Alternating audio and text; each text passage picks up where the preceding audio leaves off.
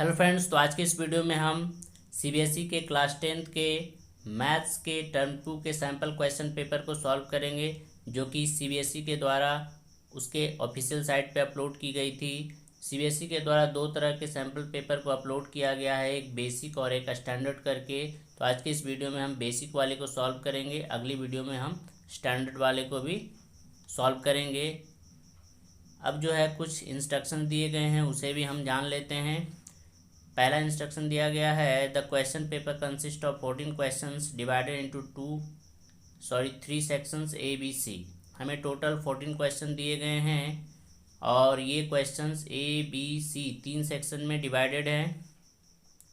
उसके बाद section A में हमें 6 क्वेश्चंस हैं 2 मार्क्स के, यानी 6 क्वेश्चन हैं 2 मार्क्स के, तो टोटल 12 मार्क्स यहाँ से सेक्शन ए में हो जाएंगे। सेक्शन बी में 4 क्वेश्चंस हैं 3 मार्क्स के, तो 4 इंटू 3 यानी ये भी 12 हो जाएंगे। उसके बाद सेक्शन सी में 4 क्वेश्चंस है 4 मार्क्स के, तो यहाँ पे 4 इंटू 4 यानी 16। इन सब को ऐड कीजिएगा तो 40 हो जाएगा। अब चलिए क्वेश्चन को सॉल्व करते हैं। क्वेश्चन नंबर 1 में हमें दी गई है, find the roots of the quadratic equation 3x square minus 7x minus 6 equal to 0। इसके साथ एक और क्वेश्चन दी गई है, find the value of k for which of the quadratic equation 3x square plus kx plus 3 equal to 0 has real and equal roots पे बनानी है। दोनों में से कोई एक क्वेश्चन बनानी है, तो मैंने इधर क्वेश्चन लगा लिया है। चलिए इसे समझते हैं। तो पहला क्वेश्चन में हमें रूट्स निकालनी थी, तो रूट्स जो है दो तरह से निकाली जा सकती है, क्वाड्रेटिक फार्मूला से भी निकाल सकते हैं हम, और एक फैक्टराइजेशन मेथड है। तो यहाँ पे फैक्टराइजेशन मेथड से निकाला गया है। फैक्टराइजेशन मेथड में क्या करना होता है, हमें जो फर्स्ट नंबर है और ये जो लास्ट की कांस्टेंट टर्म है इसे मल्टीप्लाई करनी होती है। तो 3 इंटू 6 होके ये 18 हो जाएगी। अब हमें 18 का फैक्टर निकालना होता है, ऐसा फैक्टर जिसको जोड़ने घटाने से ये बीच में जो 7 नंबर है वो आनी चाहिए। तो यहाँ पे आप देख सकते हैं एक 9 और एक 2 ली गई है। हमें पता है 9 इंटू 2 18 होती है, और हमें जो है -7 लानी है इन दोनों से। इसके लिए हमें ये नेगेटिव रखनी होगी और 2 को हमें पॉजिटिव रखनी होगी, तभी हम -7 ला सकते हैं घटा के। तो यहाँ पे वही ली गई है, आप देख सकते हैं। उसके बाद कॉमन ली गई है, दो के ग्रुप में कॉमन ली गई है। तो यहाँ पे 3x into x minus 3 plus 2 into x minus 3 हो जाएगी। तो x माइनस 3 दोनों में कॉमन आई है, एक वो फैक्टर हो जाएगी, और एक यहाँ पे 3x प्लस 2 ये हमारी दूसरी फैक्टर होगी इक्वल टू 0। पहली फैक्टर से हमें x की वैल्यू प्लस में 3 मिलेगी, और दूसरी फैक्टर से हमें x की वैल्यू -2/3 मिलेगी। तो ये हमारे 2 रूट्स होंगे। फिर ये जो क्वेश्चन और में दी गई है, इसमें k की वैल्यू फाइंड करनी है, और इसके जो है इक्वल एंड रियल रूट्स हैं। तो हमें पता है इक्वल एंड रियल रूट्स के लिए d की वैल्यू जो होनी चाहिए वो 0 होनी चाहिए, डिस्क्रिमिनेंट 0 होनी चाहिए। तो यहाँ पे देख सकते हैं d इक्वल टू 0 ली गई है, और d की जो फॉर्मूला होती है वो होती है b² माइनस 4ac। इसकी वैल्यू 0 हो जाएगी। अब यहाँ से आप वैल्यू पुट कर लीजिए। तो यहाँ पे ये जो इक्वेशन दी गई है, एक्स स्क्वायर की जो कोएफिशिएंट होती है वो a की वैल्यू होती है, x की जो कोएफिशिएंट होती है वो b की वैल्यू होती है, और कांस्टेंट टर्म c की वैल्यू होती है। तो ये a है, ये b है और ये c है। यहाँ से a की वैल्यू 3, k हो जाएगी b और 3 हो जाएगी c। तो यहाँ पे पुट किया गया है b² माइनस 4ac में। तो b की वैल्यू यहाँ पे k थी, तो ये k² हो जाएगी माइनस 4ac। तो 4 इंटू a की वैल्यू यहाँ से लेंगे 3 और c की भी वैल्यू 3, तो 4 इंटू 3 हो जाएगी इक्वल टू 0 लेके चलेंगे, क्योंकि इक्वल रूट्स के लिए सॉल्व कर रहे हैं। तो k², अब इन तीनों को मल्टीप्लाई करेंगे तो 3 3 या 9 4 या 36, और इस 36 को इधर भेजेंगे तो ये पॉजिटिव 36 हो जाएगी। फिर स्क्वायर करेंगे, स्क्वायर को इधर भेजेंगे तो रूट हो जाएगी, और रूट 36 से रूट हो जाएगी, और इससे जो वैल्यू आएगी वो पॉजिटिव 6 भी होगी और नेगेटिव 6 भी होगी। तो हमारी k की वैल्यू पॉजिटिव 6 और नेगेटिव 6 दोनों हमारी आंसर होगी। क्वेश्चन नंबर 2 में हमें दी गई है 3 cubes each of the volume 64 centimetre cube are joint end to form a cuboid. तीन क्यूब्स को जो है आपस में जोड़ दिया गया है और इससे जो क्यूबॉइड बनी है, find the total surface area of the cuboid so formed, और इससे जो क्यूबॉइड बनी है उसकी हमें जो है टोटल सरफेस एरिया निकालनी है। तो इस तरह की क्यूब बनी है।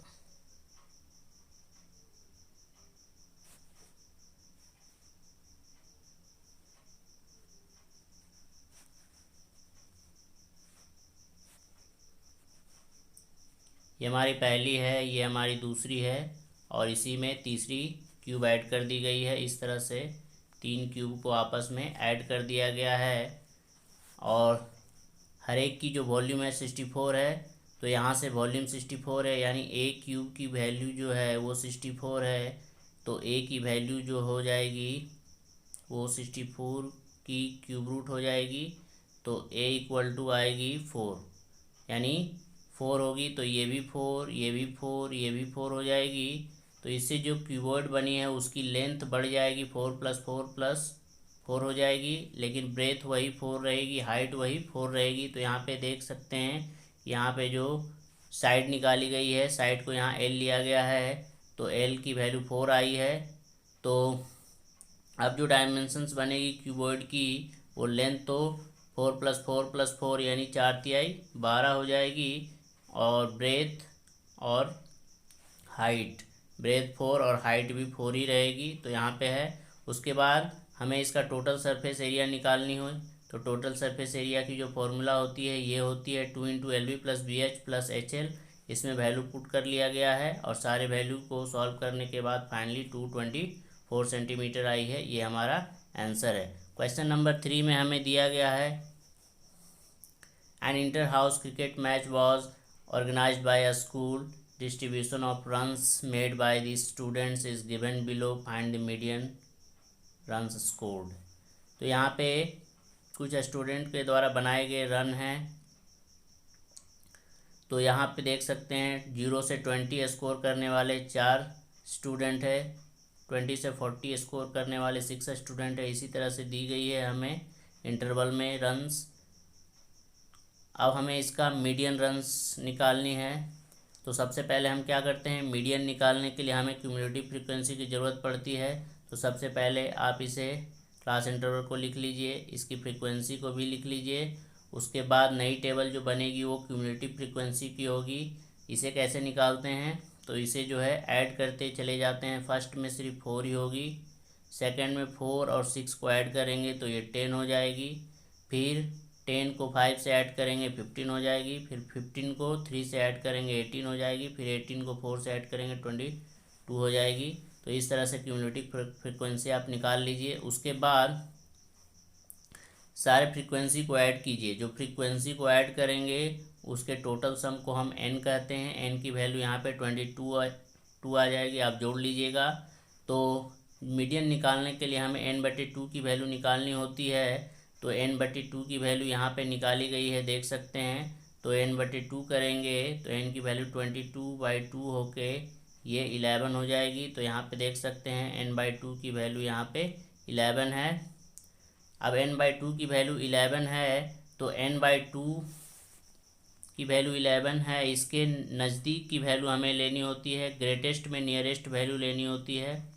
इसके नियरेस्ट वैल्यू देखना होता है। तो आप देखिए फ्रीक्वेंसी टेबल में 11 के ग्रेटेस्ट नियरेस्ट में कौन है, तो ग्रेटेस्ट नियरेस्ट में 11 के ये 15 वैल्यू है। ये 15 आप देख सकते हैं, ये इसके ग्रेटेस्ट नियरेस्ट में है। तो इसके सामने वाली जो क्लास इंटरवल होगी, इसके सामने वाली क्लास इंटरवल ये पड़ रही है 40 से 60। तो ये हमारी जो है मीडियन क्लास हो जाएगी। तो मीडियन क्लास हम लिख लेंगे 40 से 60, और मीडियन क्लास की जो लोअर लिमिट होती है 40, वो हमारी एल की वैल्यू हो जाती है। हमारी मीडियन क्लास 40 to 60 बनी थी, तो मीडियन क्लास की जो फ्रीक्वेंसी होती है उसे हम एफ़ कहते हैं। ये हमारी एफ़ हो जाएगी 5, और इससे ठीक ऊपर वाले वर्ग की जो क्यूमुलेटिव फ्रीक्वेंसी होती है उसे हम सी एफ़ कहते हैं। तो सी एफ़ की वैल्यू 10 हो जाएगी। इसे यहाँ पे आप नोट कर लीजिए। और ये जो मीडियन क्लास आई है इसकी जो लोअर लिमिट होती है 40, ये हमारी एल की वैल्यू हो जाएगी। उसके बाद आप वैल्यू को पुट कर लीजिए। तो यहाँ पे देख सकते हैं वैल्यू पुट कर ली गई है। मीडियन का फॉर्मूला लिख लिए, मीडियन इक्वल टू हमें पता है median equal to L plus N by two minus C F by F into H होती है। एल की वैल्यू 40 यहाँ पे पुट करेंगे, एन बाई टू की वैल्यू 11 थी। उसके बाद माइनस सी एफ की वैल्यू यहाँ से आप पुट करेंगे, सी एफ की वैल्यू 10 है, 10 माइनस 10 11 माइनस 10 और डिवाइडेड बाई एफ। तो एफ की वैल्यू यहाँ पे 5 थी, एफ की वैल्यू यहाँ पे 5 थी, तो 5 पुट करेंगे और इंटू एच। एच क्या है? तो एच जो है ये जो क्लास इंटरवल का डिफरेंस है सारे में, वो 20 की डिफरेंस है, 0 से 20, 20 से 40, 40 टू 60, ये हमारी एच की वैल्यू हो जाएगी 20। अब इसे आप सॉल्व कर लीजिएगा तो यहाँ पे आएगी 40 प्लस ये 11 से 10 यानी 1/5 इंटू 20 होगी, और 5 से 20 4 टाइम से कटेगी, तो 40 प्लस 4 यानी 44 रन्स ये हमारी मीडियन रन्स स्कोर्ड होगी। अब हम क्वेश्चन नंबर 4 में हमें दिया गया है find the common difference of the AP 4, 9, 12। हमें कॉमन डिफरेंस निकालनी है। Common difference second term minus first term होती है, तो यहाँ पे 9 में से 4 घटाएंगे 5, इनका जो है कॉमन डिफरेंस हो जाएगा। यहाँ पे देखिए निकाल दिया गया है। उसके बाद if the first term change to 6 and the common difference remains the same then write the new AP। अगर फर्स्ट टर्म 6 ले लिया जाए और कॉमन डिफरेंस अगर सेम है तो न्यू AP क्या होगी? तो न्यू AP आप बना लीजिए। जो नई AP हमारी बनेगी, फर्स्ट टर्म बोला गया है 6 लेने के लिए और कॉमन डिफरेंस 5 की है। कॉमन डिफरेंस यहाँ भी 5 है और 5 इसमें भी रखनी है, तो पहली जो टर्म लेने बोली गई है वो 6 है, तो अगले में 6 में 5 ऐड करेंगे 11, अगले में 5 ऐड करेंगे 16, उसी तरह से 5 ऐड करेंगे तो 21। ये हमारी न्यू AP होगी 6, 11, 16, 21। तो यहाँ पे आप देख सकते हैं 6, 11, 16 दी गई है। क्वेश्चन नंबर 5 में हमें दी गई है the mode of the following frequency distribution is 38। ये जो फ्रीक्वेंसी डिस्ट्रीब्यूशन दी गई है इनकी मोड हमें 38 हमें पता है। Find the value of x, ये जो वैल्यू मिसिंग वैल्यू है x, इसकी वैल्यू हमें फाइंड करनी है। तो मोड हमें 38 दी गई है, उसे हम लिख लेंगे। तो मोड से हमें जो है मॉडल क्लास का पता चलता है। मोड अगर 38 है तो ये किस इंटरवल में 38 आएगी? तो 38 इस इंटरवल में आएगी 30 से 40 के बीच, यानी कि ये जो मॉडल क्लास होगी वो हमारी 30 से 40 होगी। तो हम उसे लिख लेंगे 30 से 40 ये हमारी मॉडल क्लास होगी। अब मॉडल क्लास से हमें एल की वैल्यू, ये जो लोअर लिमिट है 30, ये हमारी एल की वैल्यू हो जाएगी 30। उसके बाद F1, F2 और F0 लिखनी होती है। तो मॉडल क्लास की जो फ्रीक्वेंसी होती है, यहाँ पे मॉडल क्लास देख सकते हैं 30 to 40 है, इसकी फ्रीक्वेंसी को हम कहते हैं F, और इससे F1 कहते हैं, और इससे पहले वाले को F0 और इसके बाद वाले को F2 कहते हैं। तो ये x की वैल्यू F2 हो जाएगी। तो इसे आप याद रखेंगे, मॉडल क्लास की जो फ्रीक्वेंसी है उसे F1 कहते हैं, उससे पहले वाले को F0 और उसके बाद वाले को हम F2 कहते हैं। तो यहाँ से हमें पता चल गई है F1 की वैल्यू 60 है, F0 की वैल्यू 12 है और F2 की वैल्यू x है। अब इस क्वेश्चन में हम पुट करेंगे तो हमें पता है मोड इक्वल टू होते हैं, mode equal to L plus F1 minus F0 by 2 F1 minus F0 minus F2 into H होती है। इसमें वैल्यू पुट कर लिया गया है नीचे, यहाँ पे आप देख सकते हैं। तो L की वैल्यू 30 आई थी और F1 माइनस F0, F1 की वैल्यू 16 थी, F0 की वैल्यू उससे पहले 12 थी, और डिवाइडेड बाई 2 इंटू F1 करेंगे तो 16 इंटू 2 32 हो जाएगी। माइनस F0 की वैल्यू 12 थी और माइनस F2 यानी x थी, आई इंटू 10। यहाँ का डिफरेंस कितना का है आप देख सकते हैं, डिफरेंस यहाँ 10-10 का है, सारे इंटरवल का 10-10 का डिफरेंस है, तो h की वैल्यू जो है 10 हो जाएगी। तो यहाँ पे h की वैल्यू 10 ली गई है, 10 ली गई है। उसके बाद सॉल्व कर दिया गया है। तो सॉल्व करने के बाद और मोड की वैल्यू हमें 38 दी गई है, तो 38 भी इक्वल के बाद 38 लेके हमें चलनी है, क्योंकि 38 मोड दी गई थी। उसके बाद यहाँ पे सॉल्व किया गया है तो यहाँ इस 30 को इस इधर भेज दिया जाए तो ये +30 इधर आके -30 हो जाएगी और फाइनली इधर 8 बचेगी। और यहाँ पे इन दोनों को घटाएंगे तो 4/, और यहाँ पे सॉल्व करेंगे, इन दोनों को घटा लिया गया है तो 20 - x और इंटू 10 = 8 आई है। उसके बाद क्या किया गया है, उसके बाद 20 - x को 8 से मल्टीप्लाई किया गया है, क्रॉस मल्टीप्लाई कर दिया गया है तो 1 4 × 40 से मल्टीप्लाई हुई है और 8 20 - x से मल्टीप्लाई होकर इस साइड आ गई है और 4 × 10 × 1 इस साइड आ गई है। अब उसके बाद 8 को उधर भेज दिया गया है तो ये 20 - x = 40/8 इधर आ गई है और ये 5 टाइम्स में कटी है। उसके बाद -x = हो जाएगी 5 माइनस इस 20 प्लस को इधर भेज देंगे -20 हो जाएगी तो -x = -15 आएगी, यानी x की वैल्यू जो है +16, ये हमारी आंसर होगी। उसके बाद क्वेश्चन नंबर 6 में हमें दी गई है XY and MN are the tangents drawn at the end point of the diameter DE of this circle with centre O, prove that XY parallel MN। यानी हमें यहाँ पे दो टेंजेंट्स दी गई है, एक टेंजेंट XY है, एक MN है, जो कि डायमीटर के एंड पे बनी गई है। डी यहाँ पे एक डायमीटर है, डायमीटर के एंड पे ये दोनों टेंजेंट खींची गई है जिसकी सेंटर O है। आप देख सकते हैं हमें XY और MN को पैरेलल प्रूव करना है, तो क्या करेंगे हम, तो हमें जो है हमें पता है कि रेडियस और टेंजेंट, ये जो रेडियस है और ये जो टेंजेंट है ये एक दूसरे पर परपेंडिकुलर होती है, हमें पता है। और इधर से भी ये टेंजेंट और ये रेडियस और ये टेंजेंट ये दोनों भी परपेंडिकुलर होगी आपस में, तो 90 डिग्री का एंगल बनाएगी। तो यहाँ पे वही लिखा गया है कि XY is the tangent to the circle at point D, तो OD यहाँ से जो OD परपेंडिकुलर XY होगी, क्लियर करते हैं, ये OD जो है OD परपेंडिकुलर XY होगी। तो ये एंगल जो होगी एंगल ODX, ये एंगल जो होगी इस साइड की जो एंगल होगी वो 90 डिग्री होगी। ODX एंगल 90 डिग्री होगी तो EDX भी जो है EDX भी 90 डिग्री होगी, वही सेम एंगल है। उसके बाद यहाँ पे जो ये एंगल बनेगी OEN, ये भी 90 डिग्री होगी, OEN 90 डिग्री, OEN 90 डिग्री होगी तो ऊपर से ले लिया जाए DEN तो ये भी 90 होगी, सेम एंगल है। उसके बाद आप देखें कि इधर का 90 एंगल और इधर का 90 एंगल ये आपस में, दोनों एंगल आपस में इक्वल हो चुकी है और ये कौन सा पेयर बना रही है, तो जेड शेप में जो पेयर बनाती है वो अल्टरनेट इंटीरियर एंगल पेयर होती है। और जब भी किसी लाइन के ट्रांसवर्सल के थ्रू अल्टरनेट इंटीरियर पेयर आपस में इक्वल हो तो वो लाइन ज़रूर आपस में पैरेलल होगी। तो इसी रूल से यहाँ पे XY पैरेलल MN हो चुकी है। उसके बाद इसमें एक और क्वेश्चन को जोड़ा गया है, उसे सॉल्व करते हैं।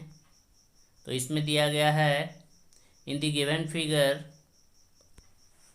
A circle is inscribed in the quadrilateral ABCD given AB = 6 cm, BC = 7, CD = 4, then find AD। हमें AD की वैल्यू फाइंड करनी है, बाकी तीनों साइड की वैल्यू दी गई है। AB ये 6 सेंटीमीटर दी गई है, BC को 7 सेंटीमीटर दिया गया है और CD को हमें जो है 4 सेंटीमीटर दिया गया है और हमें जो है इसकी वैल्यू फाइंड करनी है। तो चलिए इसे सॉल्व करते हैं।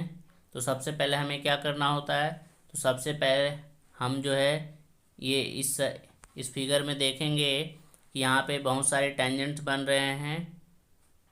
पॉइंट A से कौन कौन से टेंजेंट बन रहे हैं, AP और AS। उसी तरह से पॉइंट B से BP BQ, उसी तरह पॉइंट C से CR CQ और पॉइंट D से DR DS, ये सारे टेंजेंट्स बन रहे हैं। तो सेम पॉइंट से खींची गई जो टेंजेंट होती है वो आपस में इक्वल होती है। तो यहाँ पे ये टेंजेंट ये इससे इक्वल होगी, ये टेंजेंट इससे इक्वल होगी, उसी तरह से ये इससे इक्वल होंगे, ये इससे इक्वल होंगे।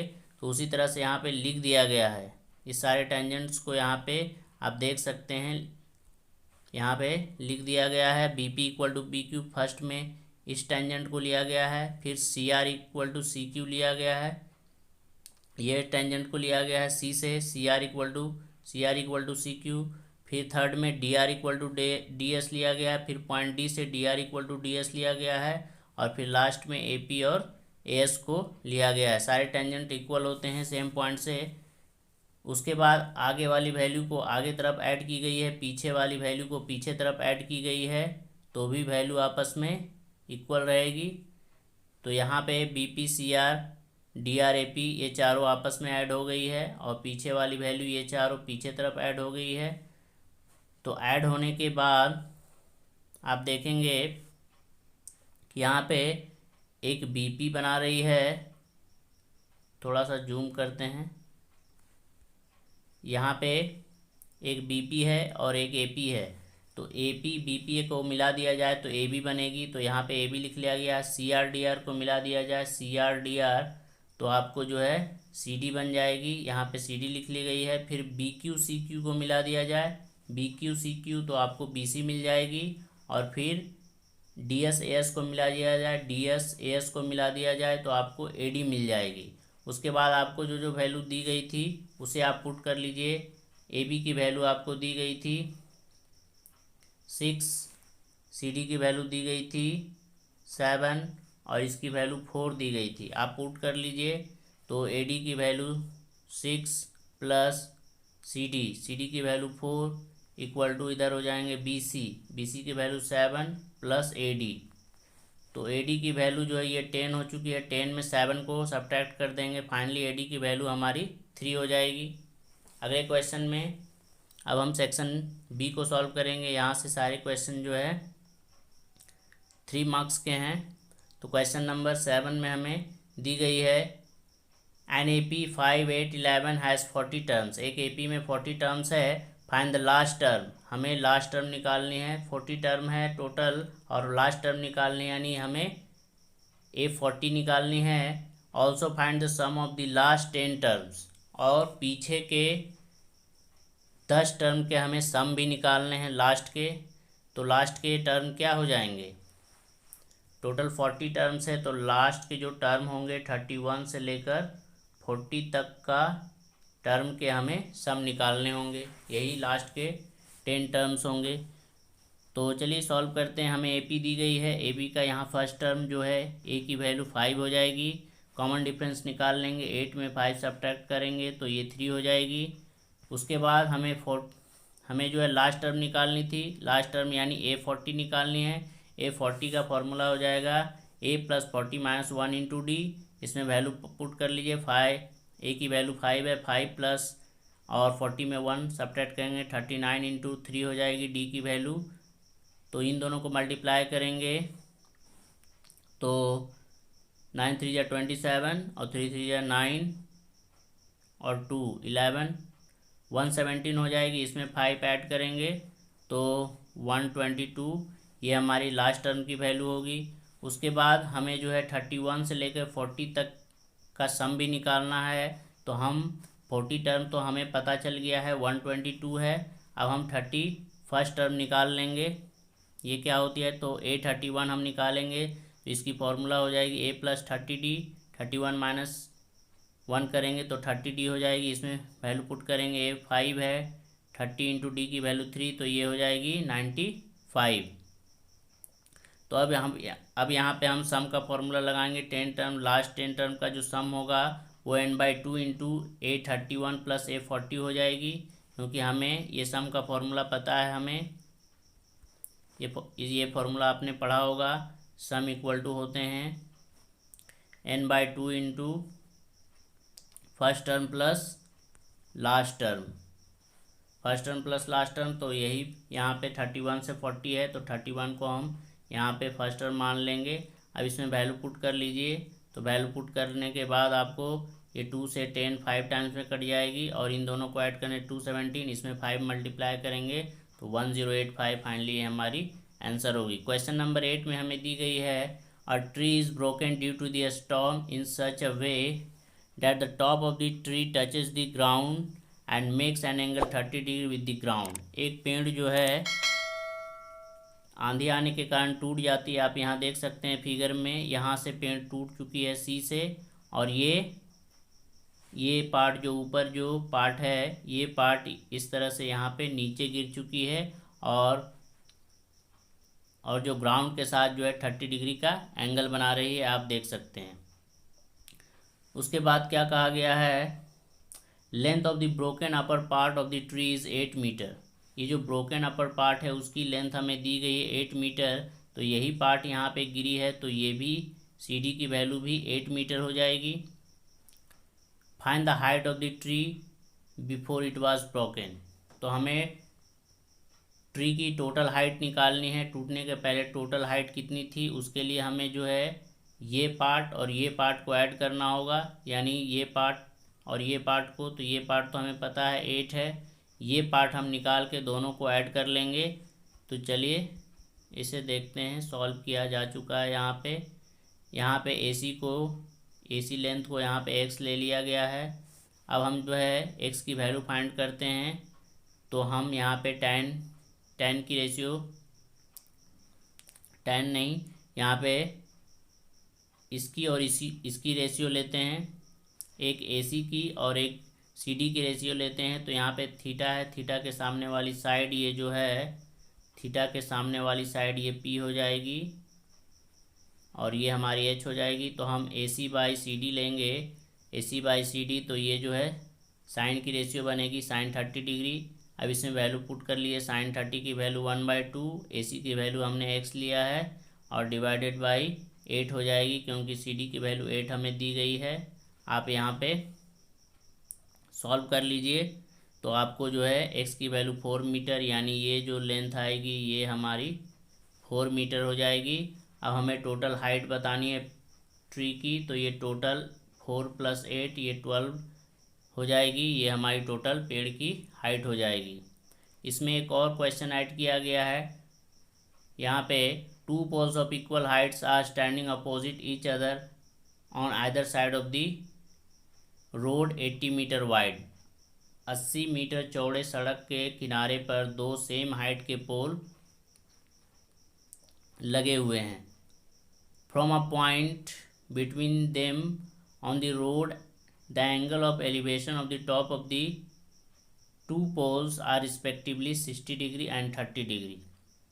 और सड़क के बीच में से कहीं से भी एक पोल की जो एंगल ऑफ एलिवेशन है वो 60 डिग्री है और एक 30 डिग्री है, यानी पॉइंट जो है किसी पोल के नज़दीक होगी, किसी पोल के से दूर होगी। Find the distance of the point from the 2 poles. दोनों पोल से जो है कितनी कितनी डिस्टेंस है वो भी निकालनी है।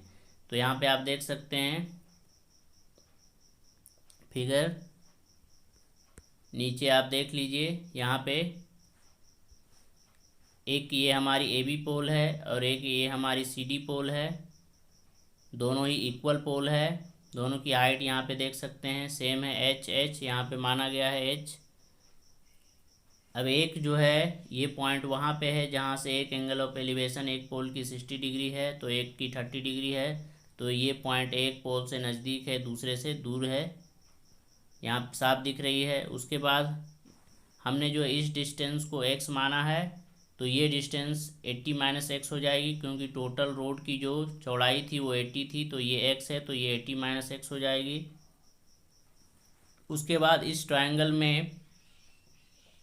ट्रायंगल ABP में, यानी कि ये फर्स्ट ट्रायंगल में इस साइड वाले ट्रायंगल जिसकी थीटा 60 डिग्री है, उस ट्रायंगल में हमें रेशियो लेनी है AB/BP की। तो यहाँ पे ली गई है AB/BP, तो ये हो जाएगी P/B, यानी tan की रेशियो tan 60 डिग्री ली गई है, तो ये H/x हो जाएगी। तो H की वैल्यू जो आएगी वो tan 60 की वैल्यू होती है √3, तो x √3 हो जाएगी। दूसरे में इधर भी हमें इसकी और इसकी रेशियो लेनी है, फिर से tan 30 डिग्री की रेशियो बनानी है, तो ये H/80 - x हो जाएगी, और इसकी वैल्यू tan 30 की 1/√3 होती है। तो जब इसे आप सॉल्व कीजिएगा तो H की जो वैल्यू आएगी वो 90 - x/√3 हो जाएगी, और ये दोनों ही h की वैल्यू है, दोनों वैल्यू को आपस में इक्वेट यहाँ पे कर लिया गया है, देख सकते हैं। इक्वेट करने के बाद ये हो जाएगी, क्रॉस मल्टीप्लाई करेंगे तो ये √3 x√3 और ये √3 क्रॉस मल्टीप्लाई होके 3x बन जाएगी। 3x इक्वल टू इधर 80 माइनस एक्स होगी, फिर इस माइनस एक्स को इधर भेजेंगे तो ये प्लस एक्स होके 3 से 4x इक्वल टू 80 हो जाएगी। और फाइनली हमें x की वैल्यू 20 मिलेगी। तो x हमारी ये लेंथ है, ये हमारी x 20 है, तो बाकी इधर की जो है 60 हो जाएगी। तो एक पोल से जो है ये पॉइंट 20 मीटर है, तो दूसरे पोल से 60 मीटर है, ये हमारी आंसर होगी। अगले क्वेश्चन में बढ़ते हैं। क्वेश्चन नंबर 9 में हमें दी गई है PA and PB are the tangents drawn to a circle with centre O। यहाँ पे दो टेंजेंट्स ड्रॉ की गई है, पॉइंट P से एक PA है और यहाँ से एक PB है। तो टेंजेंट्स हमें पता है कि एक्सटर्नल पॉइंट से जो भी टेंजेंट खींची जाती है उसकी लेंथ आपस में सेम होती है। तो ये 6 सेंटीमीटर है, तो ये भी 6 सेंटीमीटर ही होगी। If PA equal to 6 centimetre, ये अगर 6 सेंटीमीटर है and angle APB equal to 60 degree और ये एंगल 60 डिग्री है, then find the length of the कोड AB। हमें AB की लंबाई निकालनी है, इसकी लंबाई निकालनी है।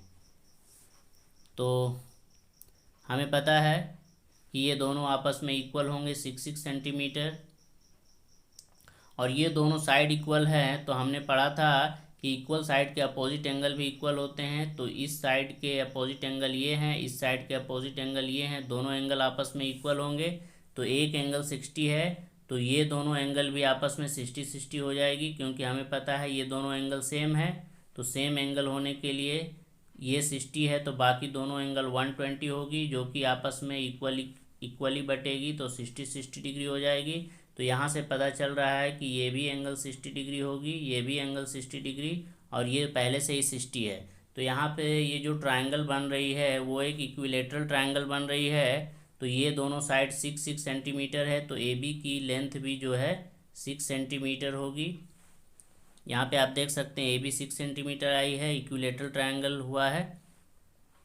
उम्मीद है समझ में आई होगी। क्वेश्चन नंबर 10 में हमें दी गई है the sum of the square of the 3 positive numbers that are consecutive multiples of 5 is 725। Find the 3 numbers.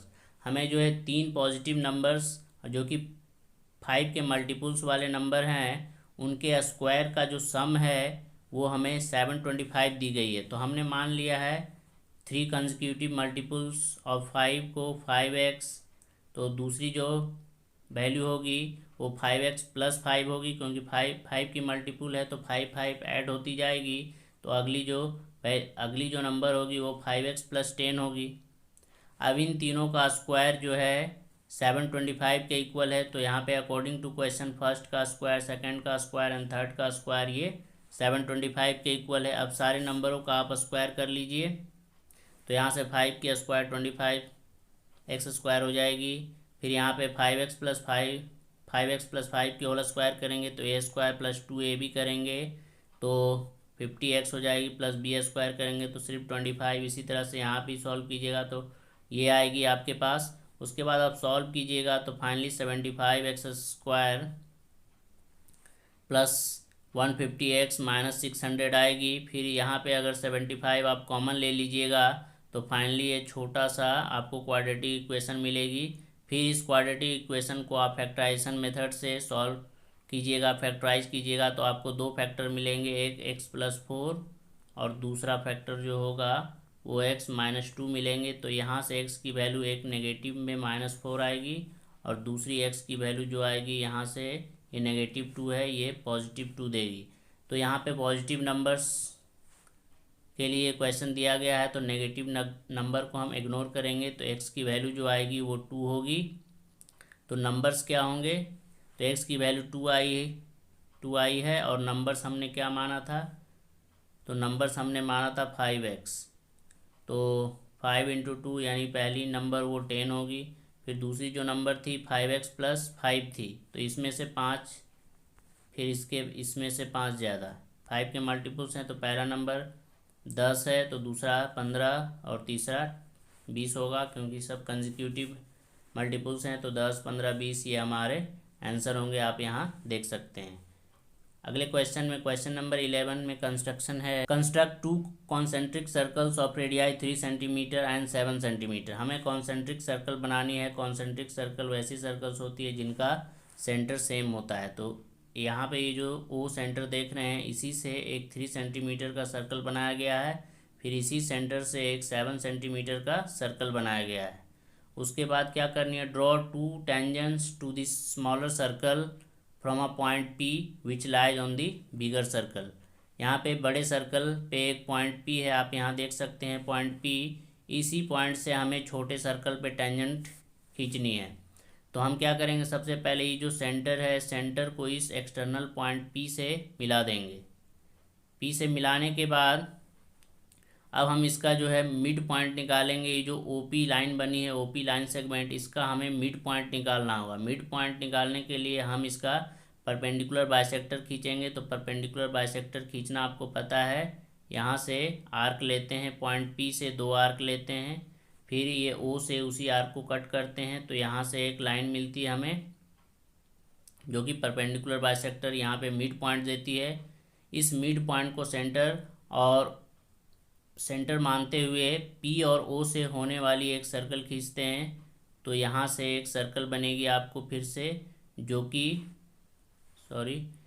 कि छोटे सर्कल को 2 पॉइंट पे कट करेगी। वहाँ से आप मिला लीजिएगा, वो आपकी 2 टेंजेंट होगी। आपने कंस्ट्रक्शन में पढ़ा होगा, मैं यहाँ ब्रीफली डिस्क्राइब कर दिया हूँ।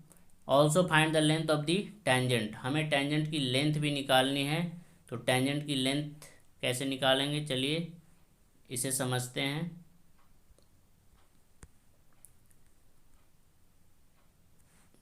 फिगर को क्लियर करना होगा। तो टेंजेंट की लेंथ हमें निकालनी है। हमें क्या क्या पता है हम देखेंगे। तो हमें जो है 3 सेंटीमीटर और 7 सेंटीमीटर की रेडियस थी। हमें ये PA की लेंथ निकालनी है। हमें ये AP या PA जो भी है, इसकी लेंथ निकालनी है। तो यहाँ पे OP की वैल्यू जो है 7 हो जाएगी, क्योंकि ये बड़े सर्कल की रेडियस है, तो ये 7 हो जाएगी। और यहाँ से टेंजेंट खींचेंगे, रेडियस और टेंजेंट आपस में, यहाँ से टेंजेंट और रेडियस आपस में परपेंडिकुलर होंगे। तो यहाँ पे इस तरह का ट्रायंगल बन रही है, आप देख सकते हैं। यहाँ पे 90 डिग्री का एंगल बन रही है। ये हमें PA की वैल्यू फाइंड करनी है। और ये O थी, तो ये 7 सेंटीमीटर रेडियस है, ये 3 सेंटीमीटर रेडियस है।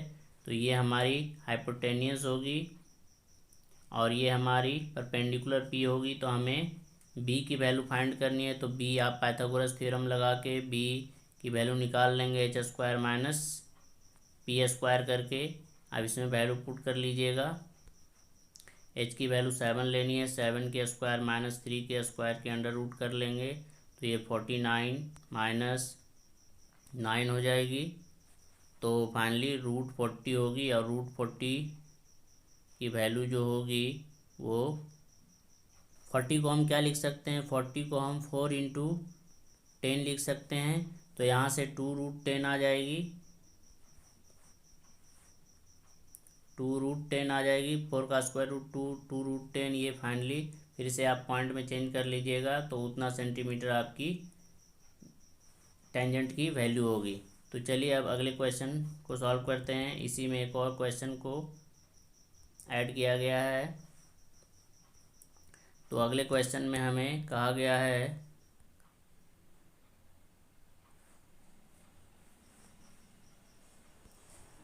Draw pair of tangent to a circle of radius 6 centimetre which are inclined to each other at angle of 60 degree.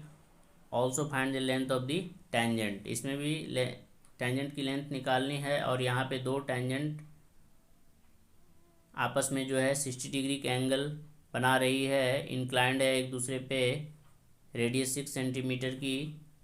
चलिए इसे कैसे बनाते हैं।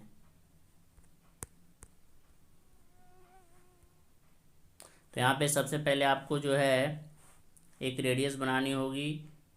आप ओ ए या ओ बी कोई भी रेडियस बना लीजिए। अब हमें जो है दोनों टेंजेंट के बीच 60 डिग्री का एंगल बने, इसके लिए हमें जो है सेंटर पे जो है 120 की एंगल बनानी होगी, क्योंकि हमें पता है सेंटर का एंगल और ये दोनों आपस में सप्लीमेंट्री एंगल होती है, दोनों का सम 180 डिग्री होता है। तो जब हमें दोनों टेंजेंट के बीच 60 डिग्री का एंगल बनाना है तो हमें सेंटर पे कितने का एंगल बनाना होगा, 120 डिग्री की।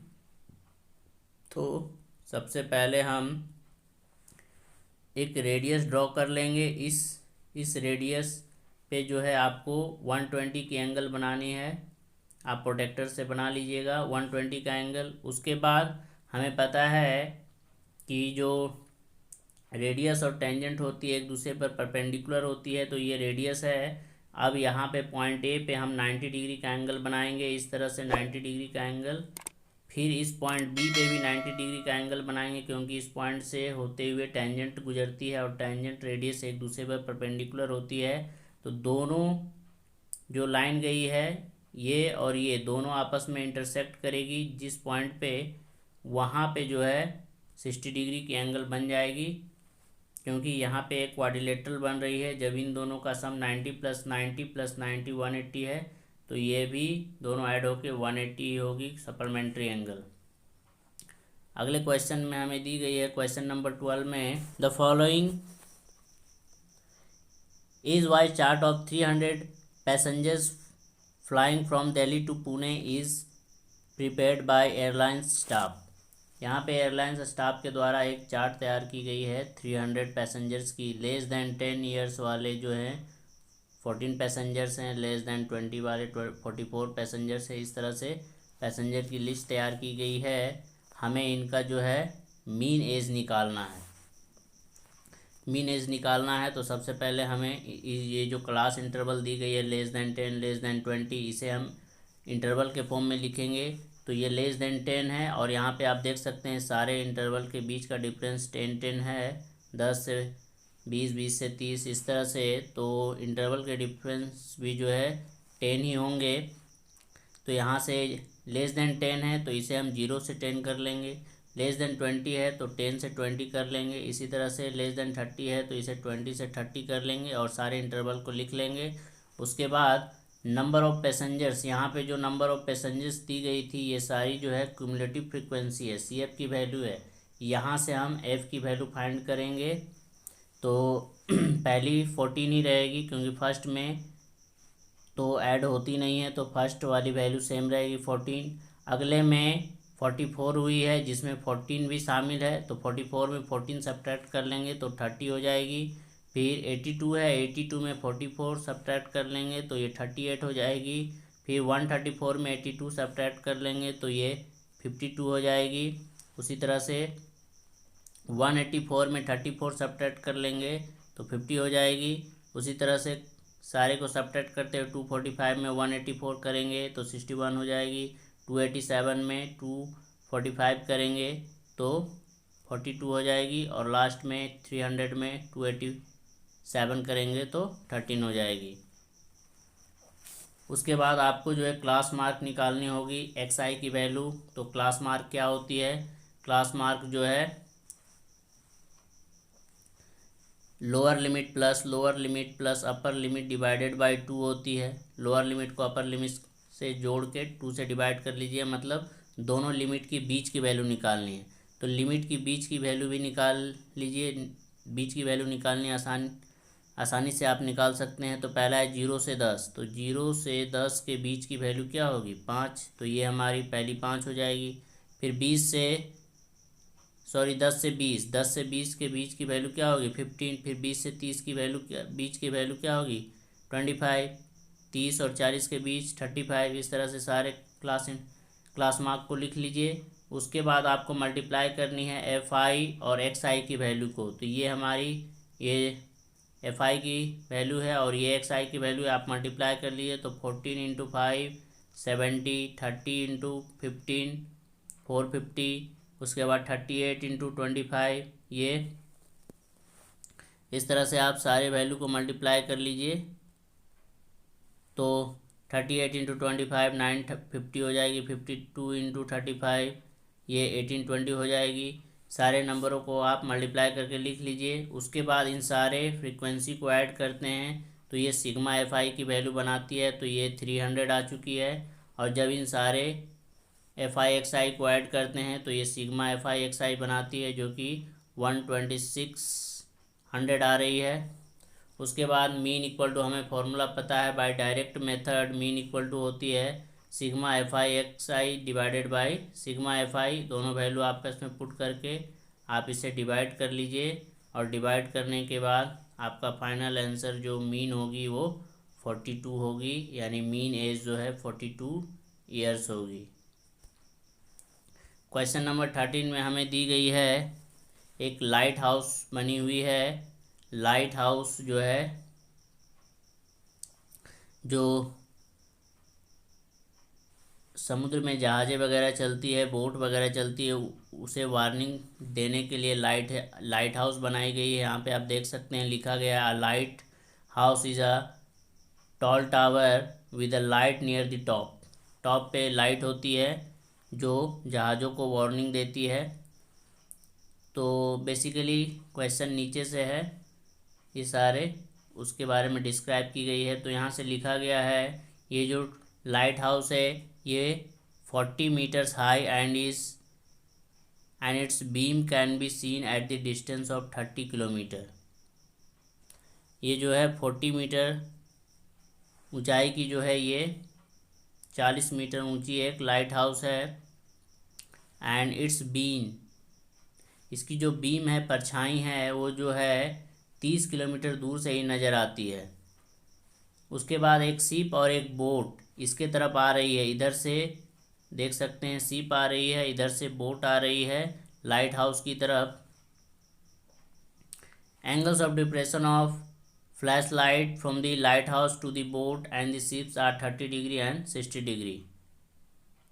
तो यहाँ पे जो है बोट और शिप, पहले में बोट लिखा है तो बोट के लिए 30 डिग्री एंगल है, दूसरे में शिप्स लिखा है तो उसके लिए 60 डिग्री एंगल है। तो आप देख सकते हैं यहाँ पे एंगल ऑफ डिप्रेशन बोट की जो है 30 डिग्री है और शिप्स की 60 डिग्री है।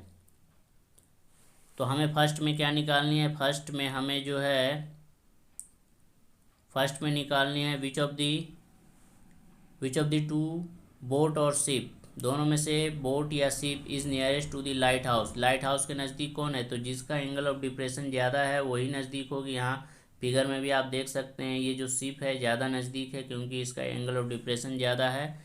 तो यहाँ पे भी वही लिखा गया है, the ship is nearest to the light house as its angle of depression is greater, क्योंकि बड़ी है इसलिए यही नज़दीक होगी। क्वेश्चन फिर हमें क्या करनी है, find its distance from the light house. Light house से डिस्टेंस भी निकालनी है, यानी ये डिस्टेंस BC भी हमें निकालनी है। तो BC के लिए क्या करेंगे, हम रेशियो बनाएंगे, फिगर यहाँ नीचे में और अच्छे से हम देखते हैं। तो फर्स्ट में हमें ये डिस्टेंस निकालनी है BC। तो यहाँ पे ये जो AB होगी ये हमारी P की वैल्यू होगी और ये हमारी B होगी, और ये जो लाइट हाउस है ये 40 मीटर है, हमें याद रखना है। तो हम यहाँ P/B के रेशियो बनाएंगे, AB बाई BC के रेशियो बनाएंगे। तो यहाँ पे AB बाई BC की रेशियो बनाएंगे तो ये tan 60 डिग्री की बनेगी। tan 60 की वैल्यू √3 होती है और AB की वैल्यू हमें कितनी लेनी है, 40 लेनी है। तो 40/BC क्रॉस मल्टीप्लाई कर लेंगे यहाँ पे, तो सॉल्व होने के बाद ये 40/√3 होगी। फिर इसे रेशनलाइज करेंगे तो BC की वैल्यू 40 √3/3, ये हमारी पहली आंसर हुई। क्वेश्चन नंबर 2 में हमें कहा गया है, find the time taken by the boat to reach the light house if it is moving at the rate of 20 km/h। हमें जो है कितना टाइम लगेगा बोट को लाइट हाउस तक पहुंचने के लिए, अगर उस बोट की जो स्पीड है वो 20 km/h है। तो चलिए इसे निकालते हैं बोट को। इसके लिए सबसे पहले हमें ये डिस्टेंस पता करनी होगी, ये BD की डिस्टेंस कितनी है, उसके बाद ही हम टाइम पता कर सकते हैं। तो फिर से यहाँ ये वैल्यू B बनेगी, तो फिर से हम P/B की रेशियो बनाएंगे tan 30 डिग्री के साथ। देख सकते हैं इस ट्रायंगल में, तो ये AB/BD बनी है। तो यहाँ पे अब वैल्यू को पुट कर लेंगे तो tan 30 की वैल्यू 1/√3 होती है और ए बी की वैल्यू 40 और बी डी हमें नहीं पता है, पता करनी है। क्रॉस मल्टीप्लाई करेंगे तो बी डी की वैल्यू 40√3 हो जाएगी। उसके बाद हम टाइम निकालना है तो टाइम निकाल लेते हैं। तो क्या करेंगे, हमें पता है 20 किलोमीटर पर आवर स्पीड है, 20 किलोमीटर पर आवर। तो 20 किलोमीटर को हम मीटर में बदल लेंगे तो ये हो जाएगी 20,000 मीटर। यहाँ पे देखेंगे सॉल्व किया हुआ है, यहाँ पे आप देख सकते हैं 20,000 को 2,000 लिखा है, 2 किलोमीटर लिया गया है क्या। देखते हैं क्वेश्चन में 20 किलोमीटर पर आवर है कि 2 किलोमीटर पर आवर है। क्वेश्चन में तो 20 किलोमीटर पर आवर दी गई है, लेकिन सॉल्व 2 किलोमीटर पर आवर को लेकर किया गया है, क्योंकि यहाँ पे 2000 ली गई है। तो चलिए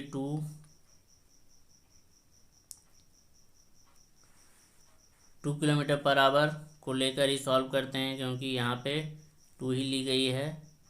2 kilometre per hour equal to हो जाएगी 2000 मीटर पर 60 minute. 1 hour equal to 60 minute होती है, यानी 2000 मीटर में 60 मिनट लग रही है जाने में। तो हमें फाइंड करनी है कितना, 40√3 मीटर में कितनी जाएगी।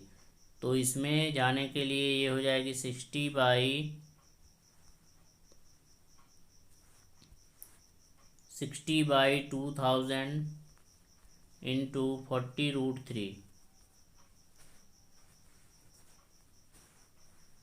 सॉल्व कीजिए, 0 से 0 कैंसिल, फिर से 0 कैंसिल, फिर 2 से 10 टाइम्स, फिर 2 से 2 2 जा 4, मल्टीप्लाई कर लीजिए 6 2 जा 12√3 डिवाइडेड बाई 10। तो ये 12 इंटू √3 की वैल्यू हो जाएगी 1.73, ये आपको पता है, और डिवाइडेड बाई 10, इन दोनों को मल्टीप्लाई करेंगे तो ये हो जाएगी 12×36, फिर 12 7 जा 84 और 3 7 87, फिर 12 और 8 20, इतना बाई 10 हो जाएगी। और फाइनली 10 से फिर डिवाइड करेंगे तो ये आ जाएगी 2.076 मिनट। इतना मिनट टाइम लगेगी। अगले क्वेश्चन में देखेंगे, यहाँ पे भी देख सकते हैं वही आंसर है 2.076, यानी कि ये 2 किलोमीटर पर आवर पे ही सॉल्व किया गया है। 20 किलोमीटर पर आवर मिस्टेक से वहाँ लिखा गया है। क्वेश्चन नंबर 14 में हमें दिया गया है Krishnanagar is a small town in Nadia district of West Bengal. West Bengal में नादिया डिस्ट्रिक्ट में कृष्णानगर एक जगह है जहाँ के डॉल्स जो है, बेसिकली क्वेश्चन नीचे से शुरू है तो शॉर्ट में समझा देते हैं। कृष्णानगर वेस्ट बंगाल में एक जगह है जहाँ के डॉल्स जो है काफ़ी फेमस है। क्ले से बने हुए, मिट्टी से बने हुए डॉल्स होते हैं जो काफ़ी फेमस होते हैं। नेशनल और इंटरनेशनल म्यूज़ियम में भी इनको जो है डिस्प्ले किया जाता है। तो यहाँ पे जो फर्स्ट डॉल बनी हुई है वो एप्पल्स है। सेकंड में डॉल 2 में हमें जो है ऑरेंजेस दी गई है। डॉल 3 में हमें जो है एक मेल और एक फीमेल की डॉल दी गई है। और डॉल 4 में हमें एक सिलिंड्रिकल ढोल लिए कोई व्यक्ति खड़ा है। उसके बाद क्वेश्चन हमारा यहाँ से स्टार्ट होता है। क्वेश्चन है the ratio of dimensions of red spherical apples in doll 1। Doll 1 के जो स्फेरिकल एप्पल हैं उनके डायमीटर की जो रेशियो है to that of spherical oranges in doll 2 is 2:3। इन दोनों के डायमीटर का रेशियो जो है 2:3 है। उसके बाद male doll of blue colour has cylindrical body and a spherical head. Male doll का यहाँ पे जो बॉडी है वो सिलिंड्रिकल और हेड इसका जो है स्फेरिकल है। The spherical head touches the cylindrical body, और ये जो स्फेरिकल हेड है वो सिलिंड्रिकल बॉडी को टच कर रही है, एक दूसरे से अलग नहीं है। The radius of the both the spherical head and the cylindrical body is 3 centimetre. दोनों की रेडियस, सिलेंडर और ये स्फीयर की रेडियस सेम है। And the height of the cylindrical body is 8 centimetre. और इसकी जो हाइट है सिलिंड्रिकल बॉडी की वो 8 सेंटीमीटर है। Based on the above information answer the following question. अब इस इंफॉर्मेशन पे हमें जो है नीचे दिए गए क्वेश्चन को सॉल्व करना है। तो पहला क्वेश्चन है, what is the ratio of the surface area of the red spherical apples in doll 1 to that of spherical oranges in doll 2। दोनों के सरफेस एरिया का हमें जो है रेशियो निकालनी है, उनके डायमीटर का रेशियो दिया गया है। तो चलिए सॉल्व करते हैं इसे हम। तो मान लिया हमने जो है डॉल 1 और डॉल 2 के रेडियस को हमने R1 और R2 मान लिया है। एप्पल्स और ऑरेंजेस के रेडियस को R1 R2 ले लिया है। तो यहाँ पे डायमीटर की वैल्यू हमें पता थी, डायमीटर की रेशियो दी गई थी। तो डायमीटर जब हम करेंगे तो डायमीटर 2 इंटू R होती है, तो 2R1 हो जाएगी और दूसरे की 2R2 हो जाएगी। डायमीटर की रेशियो दी गई थी 2:3, 2:3 ले लेंगे। तो R1:R2 की जो वैल्यू आएगी वो 2:3 हो जाएगी, क्योंकि ये 2 आपस में कैंसिल हो जाएंगे। तो जो डायमीटर की रेशियो है वही रेशियो रेडियस की भी रहेगी, सेम रेशियो। उसके बाद अब हमें जो है उनके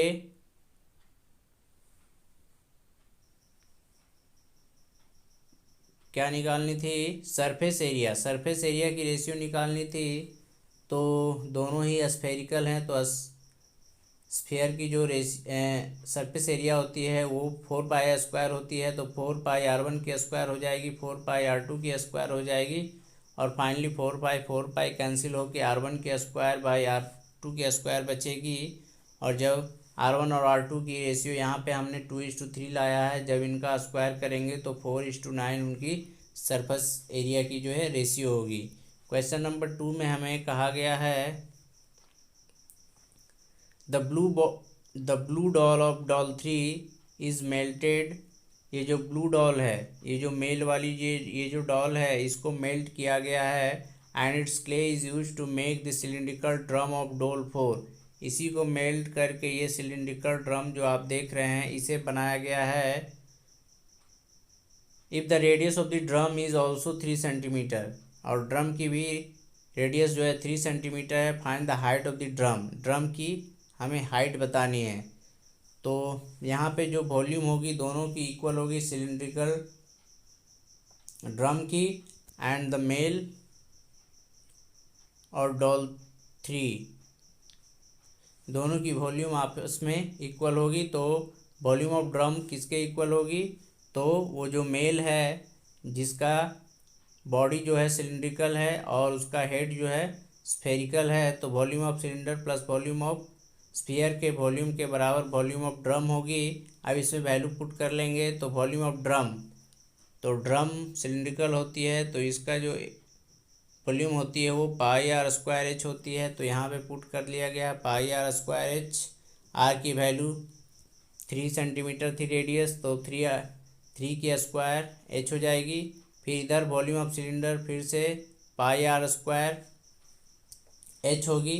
तो इधर वाली h, ये जो सिलिंड्रिकल बॉडी थी इनका हमें हाइट दिया गया था 8 सेंटीमीटर, यहाँ पे लिया गया है 8 सेंटीमीटर। उसके बाद ये स्फीयर है, स्फीयर की वॉल्यूम होती है 4/3πr³ होती है।